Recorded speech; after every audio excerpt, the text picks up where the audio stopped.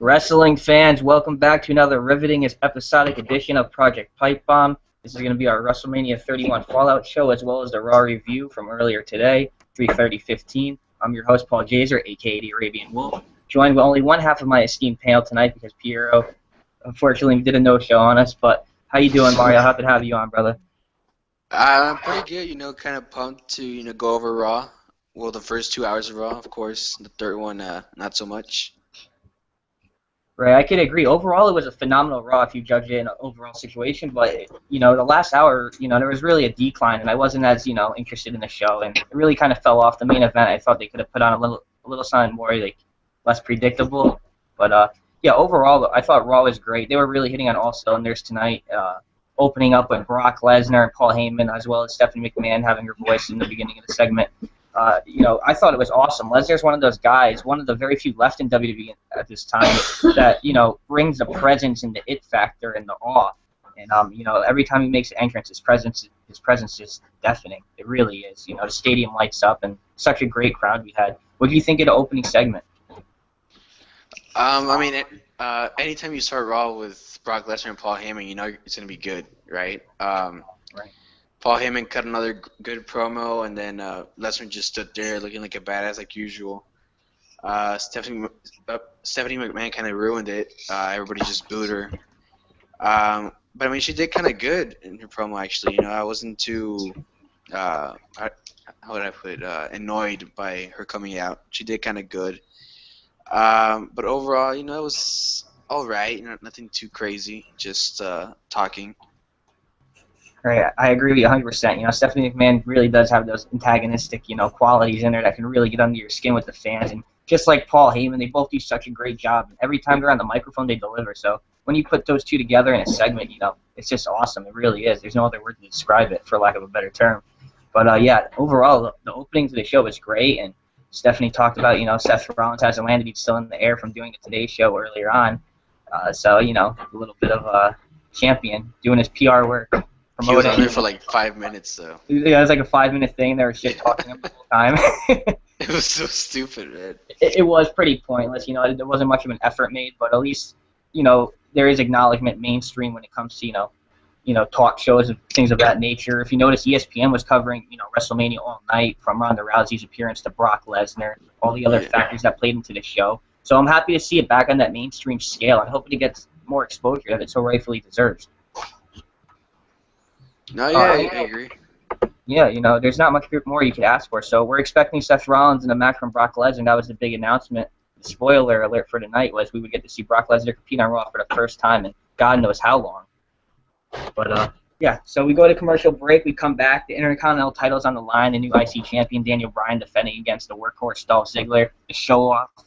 And, these guys really went out there. It's just two workhorses in a ring. And, the fans sat back. They loved it. The intensity was there. The crowd was behind both guys. A really great back and forward match, to say the least. I really enjoyed it, and I hope we get to see more, bouts like this on Raw moving into the future. What do you think about the match overall? Daniel Bryan as champion? I like Bryan as champion. Sure, I'd like to see him as a world champion, right? But, Intercontinental Championships, I guess I'll take it, for right now.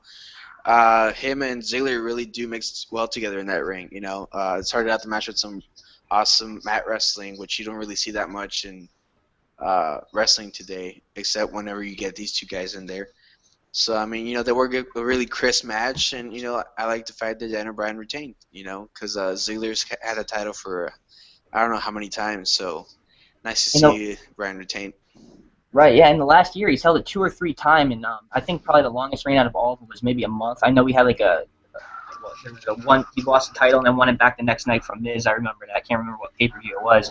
But they were really flipping and flopping with him character-wise and how they booked him. I wasn't a big fan of it, but I'm happy to see him and Bryan go out there and, steal the show like they usually do. Great match, and everybody loved it. I hope we get to see more in the future. After the match, Barrett runs in, he attacks Bryan, I believe, and then Sheamus' music hit. Sheamus finally returns. It's been long anticipated for most fans. I wasn't really too psyched about it. Sporting a new look, definitely reinvented himself. I'll give him that. He came out and he swerved the audience. He acted like he was going to be a good guy and help chase Wade Barrett out of there, make sure Bryan and Ziggler are right. And that wasn't the case. It was actually the complete opposite, and he ended up laying out Bryan and Ziggler. You know, he has the beads in his beard now. His beard is beaded. He's got a mohawk. So he definitely reinvented himself, and I'll give him that. He was very aggressive. The aggressiveness was there. You know, the clubbing blows, dropping down on both guys. You know, I thought it was a well-worked segment, a good return for him. So moving forward, he has some good momentum. What do you think? Um, Sheamus coming back, you know, it's a good thing, and as a heel, even better. I've always said that he's an underrated worker for sure. I'm not a big fan of the look. Sure, he looks more of a, you know, heel type of character now, but I don't know, he just looks kind of weird to me, but I guess I'll just get used to it later on. But I guess they could have done more with the return, you know, like put somebody through the announce table or something like that, you know, something crazy. But, you know, I he think they were just saving beat that it for down. Lesnar, though, because Lesnar just destroyed that thing. I don't think there'd be enough left for Sheamus. I guess so, yeah. But, I mean, you know, they could have just done something extra, you know, but overall, I mean, it was okay. Right, yeah. There could have been some more elements they could have thrown in there to enhance the overall quality. I agree, but for what it was booked and the entertainment value alone, you know, I thought they did a good job with it, good execution.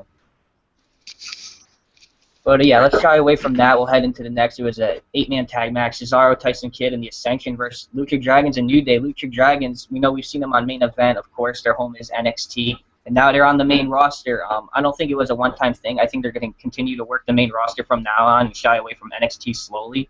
So, you know, I'm all for it. Sin Cara is okay. Now it's Unico. It's not mysterious anymore from now working at AAA, but it's Unico playing the Sin Cara gimmick. And then you have Kalisto, Samurai Del Sol, formerly known as Samurai Del Sol, and he's probably one of the best, you know, high flyers in the world today, one of the best lacing up at this moment. So, you know, overall, it's great to see him on the main roster representing the NXT brand and, you know, shed some light on them. And, you know, I got to tell you, NXT is over as hell.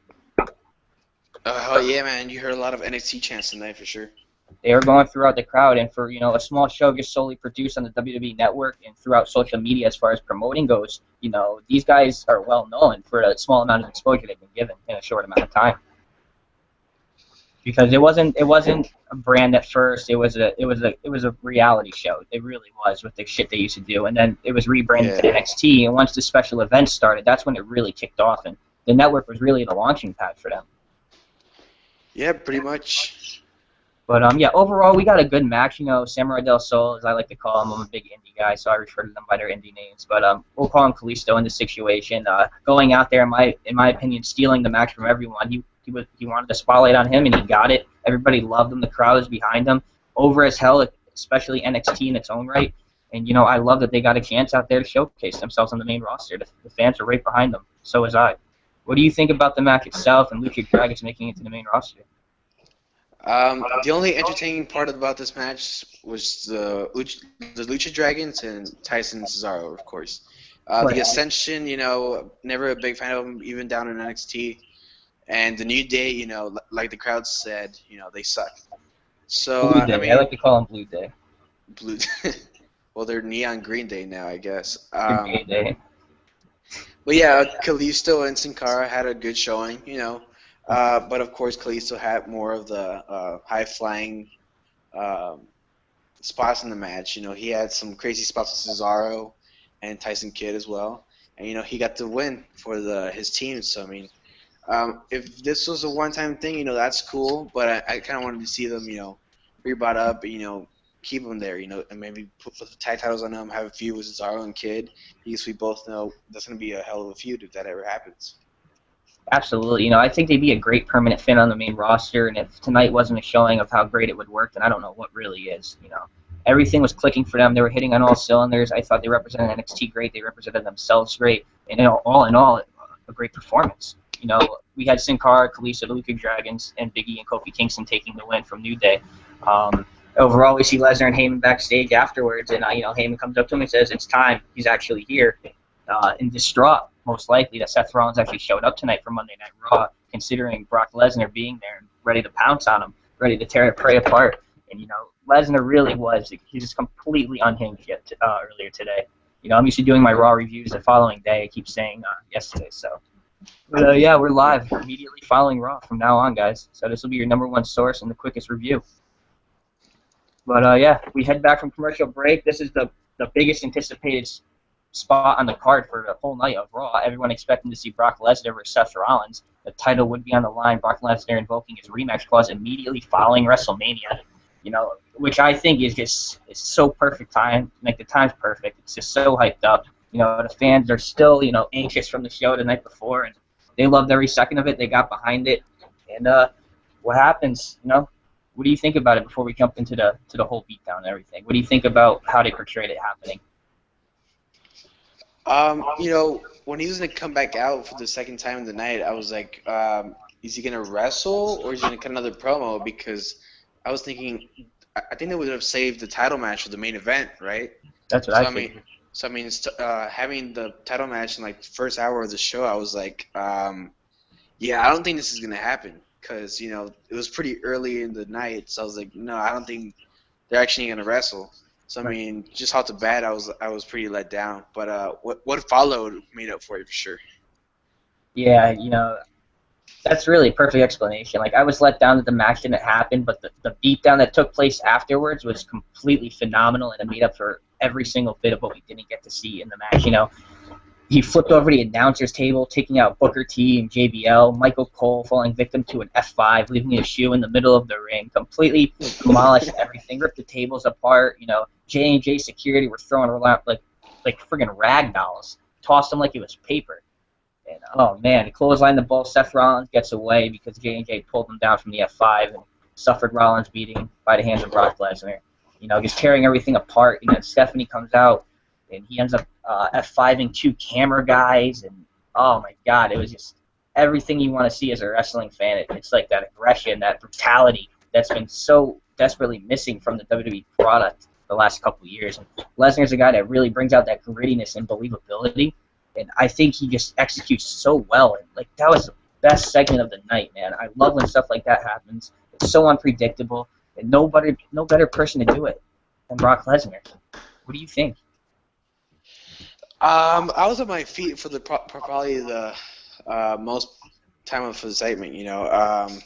First of all, when Lesnar came out and then Rollins came out, and then Rollins, kind of pussied out of the match, saying that he had jet lag or something like that, and left, and then Lesnar just went freaking insane and kicked everybody's ass at ringside. I loved how he just destroyed Michael Cole. Like you said, he probably died or something. Rest in peace, Michael Cole. But nobody liked you. Anyways, he F5'd the cameraman, and then Stephanie McMahon came out, and like you said, he got suspended. So we're probably not gonna see him for a while, which is the downer. But that's a great way to go out, in my opinion. Yeah, there's no better way to be written off WWE TV than just completely destroying everything in the WWE's path. And he really just went out there and just laid his cards on the table, and he wasn't having it. If I'm not getting my match, I'm going to destroy everything in sight, and he did just that. Such a fucking monster. Such a presence. It really is. Now, a question, what's that? Is he a face now, or is he still like a heel? It's hard to say because Seth's a heel and the crowd's behind Lesnar. They're behind Seth as well a little bit. I'd say he's a tweener at the moment to be safe. Yeah, because he was kind of booked like a face tonight. Yeah, he was. Yeah, because you figure it's Seth Rollins that ran away from them. You have Stephanie McMahon cutting promos, the two biggest heels in the company right now besides Lesnar prior to WrestleMania 31. Right. So overall, yeah, an argument can be made that he is a face, but I would say it's more of a process. I'd say he's a tweener heel still. Right. The process is yet to come, but it's going to unfold at the end. Once you get to the end of the road, he's going to be a face. Yeah, I hope so. Come back from commercial break. There's no announcers there. It's just a sole commentator, Byron Saxton, who I believe needs a lot of improvement in his work. If you ask me, you should have probably put. They did end up bringing out Jerry Lawler a little bit later on because I honestly thought he was kind of failing a little bit out there. It seemed like he was calling a golf match. He just wasn't into it. Like after that brutality, the beatdown, what we just witnessed. Hi, I'm Byron Saxton.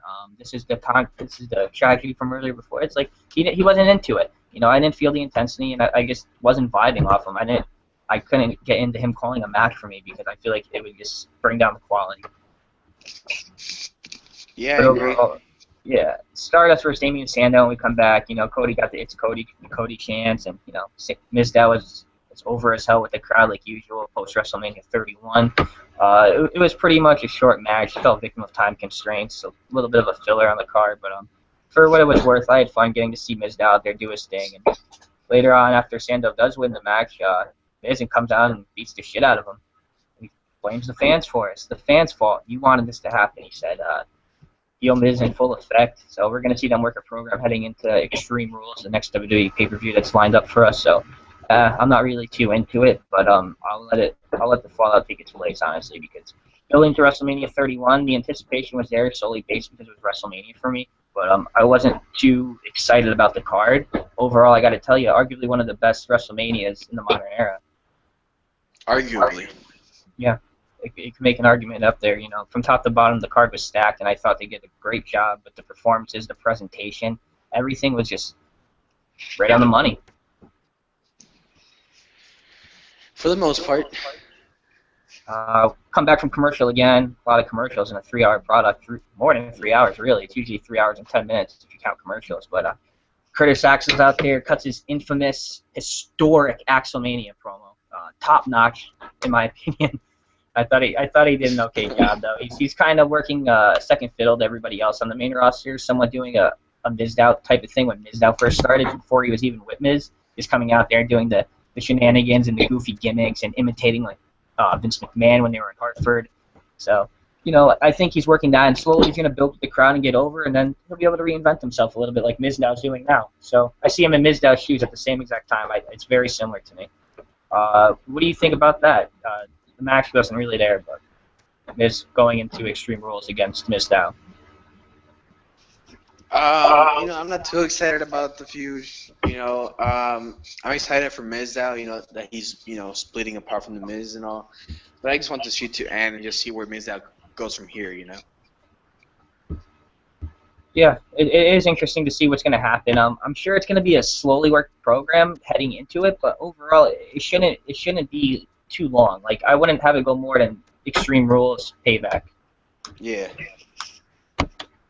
Come back, and Curtis Axel's out in the ring, does his promo like I was saying before, and Adrian Neville finally makes his long-anticipated Raw debut. Another person representing NXT tonight, and he did a phenomenal job. One of the best high flyers in the world. You know, I've been watching him a long time, since his days in New Japan Pro Wrestling when he was still working as Pac, and transitioning to WWE, and now transitioning onto the main roster. It's just been an epic journey for him, very similar to the one Seth Rollins made, and he's WWE champion now. So we'll see what happens. Neville might not be seen or envisioned as that guy that could go up there and take something like that, but he is the ultimate underdog in his size, but he makes up for it in his high flying, his aerial maneuvers, and such a vast majority of those he does have.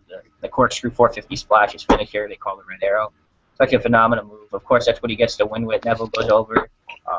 Didn't get a Mickey Mouse gimmick like everybody thought he was going to get. He just had a cape, and once the cape came off, I got to tell you, his kick pads, his boots, his, you know, just the whole ring gear in general, it's a pretty awesome look.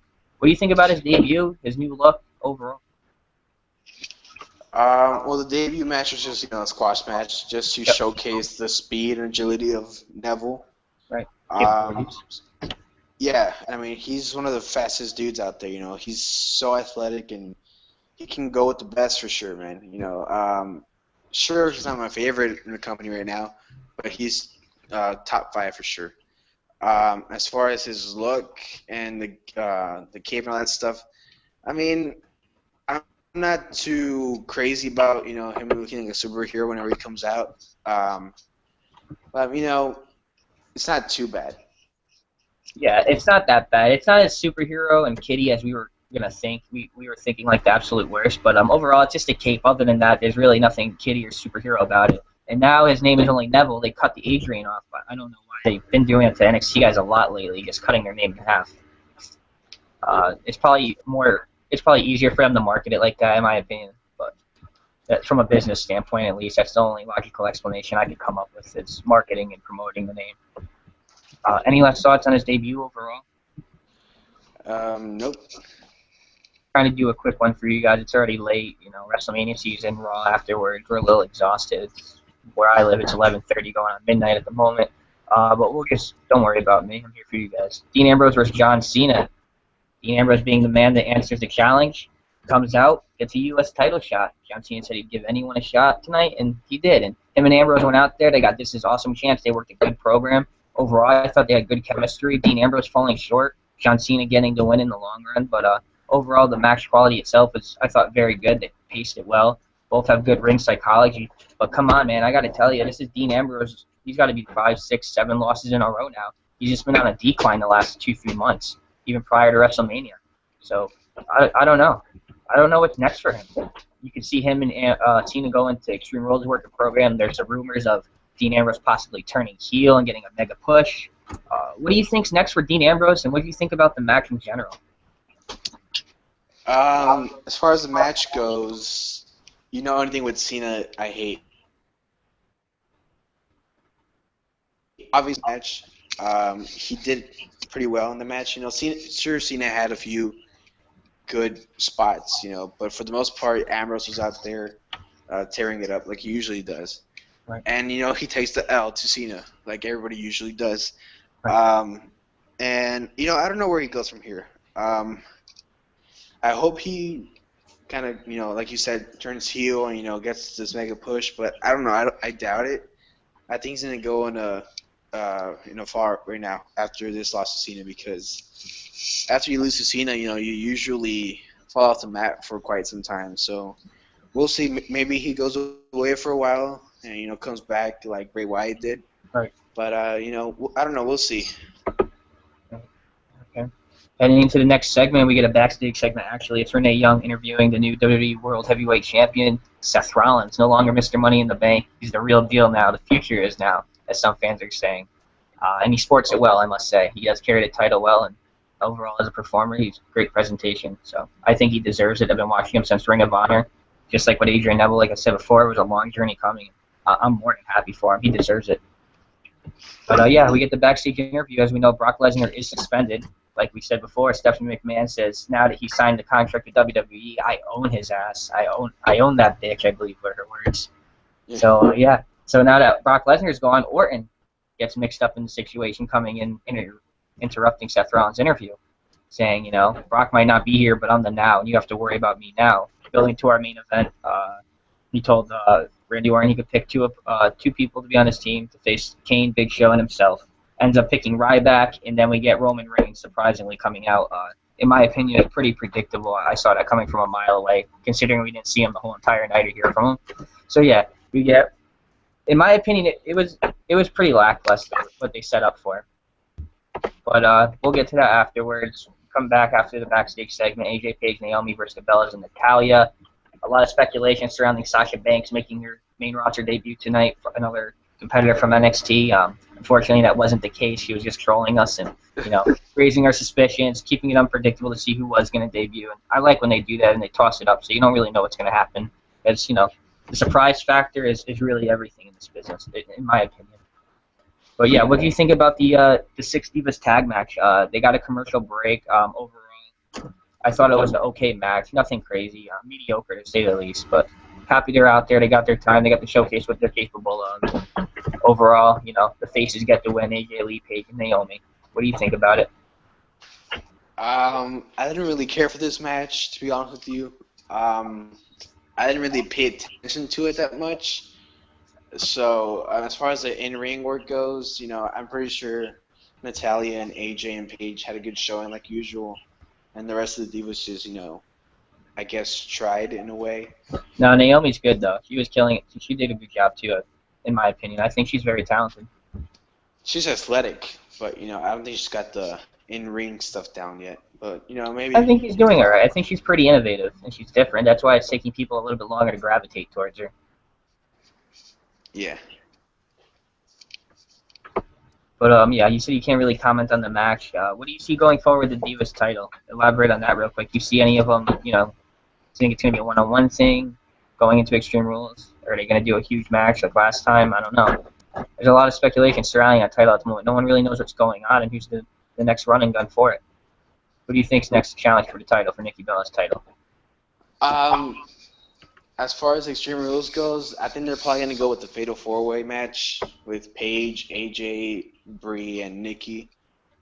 As far as the winner, I don't really care right now because I don't think they're treating the title or the Divas division with any sort of respect or anything. Sure, they had a Mania match, but, it was just kind of like the bathroom break of WrestleMania.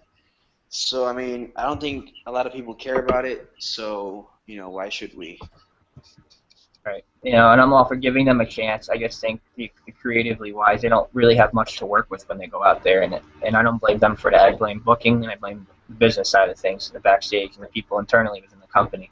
So they can only do so much with what they're given. And there's very few that can work certain gimmicks or work certain storylines and get the best out of it. So especially when you have a bunch of divas in the ring, when some can't carry themselves. Majority of them can, but there are some that stick out like a sore thumb.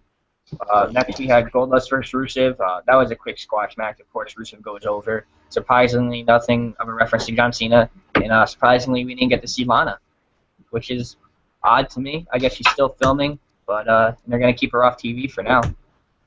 Not ready to bring her back. Upset we didn't get to see her. She looks gorgeous as always.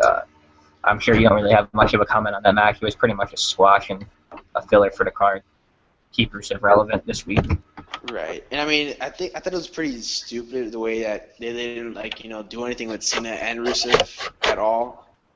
Sure, they talked about it sometimes in the commentary, but that's about it. No explanation why Rusev didn't come out and wrestled Cena for the title again. So I don't know. Right, there wasn't even any reference or anything about it. Sometimes you can just brush it away and move on like that, but not when it's a major storyline following your biggest show and the fallout from it has nothing to do with one another. No confrontation, no promo, nothing. Yeah. And John Cena is a guy who cuts a good promo and always hits all the points of emphasis all the way down the line, whether you like him or not. And I don't even think Cena mentioned Rusev from what I can remember in his promo before Dean Ambrose came out. I don't think he did, and nothing from Rusev. And like I said, Lana, she's off TV because we know she's filming a movie. But yeah, overall, next is our main event, and like we were mentioning in the beginning of the show, we really both could agree on the last hour, the third hour of the show, definitely having a pretty big decline in the overall quality. What do you think the reason for that is? I guess they just ran out of stuff to do. I don't know. I don't really have a reason why. It's just I guess I just stopped trying in the third hour. Because like when I listen to the greats, like the old school promoters talk, like Dusty Rhodes and Arn Anderson, Pat Patterson, all them, you're always supposed to start low and build them and finish on a high note. And Right. Lately, even with Raw, it really starts high and ends low. I feel like that's the same thing every week. There's always a dramatic decrease within the second or third hour, and that third hour is what you should really be striving for to keep viewers entertained and keep them watching consistently throughout the whole product, not tuning in and out in between segments and shows. You want the viewers, attention the whole entire time. So that third hour should be a focal point in what they're focusing on business-wise, because it really does have a dramatic decrease. And I think a big reason for it is the booking on it. There's no other way around it. Do you have any comment on that? No, just like you said, dumb booking. They just ran out of ideas for the guys to do, and they were just, you know what, just go out and have a tag team match. And, Right, they're stacking the first 2 hours, and then they're just leaving the third hour butt-ass naked, completely bare. Right. There's a lot of things that go into that. I'm sure I only listed one point of emphasis, but I'm sure you can all the fans, you guys listening right now, can develop your own personal opinions, and I'm sure there's a lot more factors that play into that third hour having such a dramatic decrease. But let's shy away from that from the business standpoint. We're going to head into our main event. I wasn't excited for it at all. The rest of the show lived up to its expectations overall, but like we said, the third hour brought it down. The main event didn't help whatsoever. It was utterly predictable and somewhat boring. And I'm not going to bash WWE because they gave me a great Raw tonight. I just say you can do a little bit better for that last hour, especially that main event. But overall, yeah, you get Kane, Big Show, and Seth Rollins, and the WWE World Heavyweight Champion, going 3-on-3 against Roman Reigns. Who was it? Roman Reigns. Who? Roman Reigns. Ryback. And who else? Randy Orton, the Viper. It was an okay match for what it was. I watched it. Pretty mediocre in my opinion. Nothing out of the ordinary. No beatdowns even afterwards. Just a clean match. Nothing really to it. Not much to go into discussion about. I really don't have any further comment. What about you, dude? It was what it was. Nothing crazy happened. Lesnar didn't come out and F5 everybody. Seth That's Rollins what I was didn't hoping look for. strong. Yeah. The only person that looked strong in this match was Roman Reigns, like usual. So, I mean, this is a fail match for me, a fail main event. They could have done a lot better. They just put Ryback in there like for no reason. Like okay, he was in the Battle Royal, so let's just put him in there. It makes sense because of the ongoing Authority storyline ever since Survivor Series, so it does make sense somewhat. But they, from a yeah, Fallout show, not really. yeah. Any last thoughts on that, dude, or anything surrounding WWE rumors-wise or speculation you wanted to bring up before we head out for the night? Just that I really miss Lesnar in the third hour. Right, I so desperately wanted him to stick around a little bit longer. Now that he's indefinitely suspended storyline-wise, I'm sure it's going to be a few months before we see him again. But when he does return, just like WWE's been booking him, the special extraction, it's going to be balls to the walls. It's going to be amazing as always. He's going to cause havoc. He's going to tear the place apart. The fans are going to cheer the roof off the building. So I do understand the special extraction side of it. But overall, as a fan and a mark myself, I want to see him there. I don't want to see him work a full-time schedule because that's not what he wants to do. But I would like to see him there a little bit more often than not, or more similar to his previous terms. Right, yeah. So there's a lot of factors playing into his contractual obligations. I'm sure we'll see a little bit more of them than we normally do prior to WrestleMania 31 and his prior contract. Heading into Extreme Rules, I hope we do see a glimpse of him at the pay-per-view itself or maybe the post-Raw following Extreme Rules. But overall, I'm looking forward to it. WWE's heading in a great direction right now. NXT is making its transition to the main roster. A lot of great things going on. We have the Sting interview after Raw. Next week we have John Cena being interviewed by Chris Jericho. So the buzz is great surrounding WWE right now, and a major platform in pop culture today. And they're really reinventing themselves on a mainstream status. So overall, great Raw, great WrestleMania. Arguably one of the best Raws of the year, despite the third hour lacking. WrestleMania 31, arguably one of the best WrestleManias in the modern era today. Any last thoughts before we head out? I don't know. WrestleMania was okay. Well, not better than okay. It was pretty good. Raw was, they had me for the first 2 hours, but then the third one just kind of dropped my rating. So I'm going to give them 6 out of 10 for tonight, just because of that third hour that, messed everything up. Yeah, I could understand to a certain extent. Me, I like to give them the benefit of the doubt, considering how hard-hitting the first 2 hours were and, how into it I was. And not only that, I'm not only giving them a grade from the overall show tonight, but the direction I see them moving in the future and what we're going to get to see out of that. So overall, yeah, I will give them the benefit of the doubt. I'd say I'd give them a solid 8 for tonight on a scale of 1 to 10. I thought they delivered.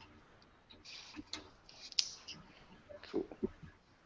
So, yeah, that's our Raw review. Mario, go ahead, plug yourself, your Twitter, anything you want to get out there, any projects you're working on. Just follow me on Twitter at GoldenEagle0462. Right, and unfortunately, Piero wasn't here. He couldn't make it tonight. You guys can check him out, Big White, on Twitter. If you want to check me out, Twitter at @the_Arabian Wolf. You could add me on Facebook, Paul Jaser. I'm always around, happy to talk with the fans, discuss wrestling. If you follow me, if you follow Mario, we'll be happy to follow you guys back. For Project Pipe Bomb, for Paul Jaser, for Mario, thanks for watching, guys. Make sure you subscribe, hit the like button, leave a comment in the feedback section below. Tell us how you feel. We're always happy to enhance the product. Just let us know what we need to do. Project Pipe Bomb, we're out.